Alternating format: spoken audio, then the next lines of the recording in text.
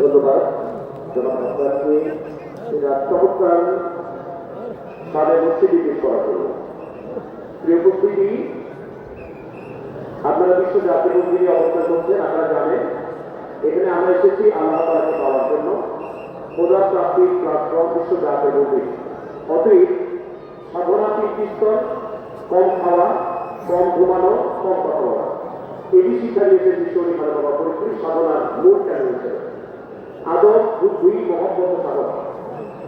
তরিকতের রকম যে রাজের রাষ্ট্র যেভাবে তিনি ৫ ওয়াক্ত নামাজ জামাতের সাথে আদায় করার শিক্ষা দিয়েছেন, সুন্নতের উপরে জীবনযাপন শিক্ষা দিয়েছেন, নফল বন্দীর মাধ্যমে তিনি খোদা প্রাপ্তি তত্ত্বের হাজির করার শিক্ষা দিয়েছেন।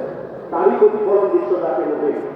এই আলোকে এসব নামাজের পরে ৫ শত অথবা ২০ না করে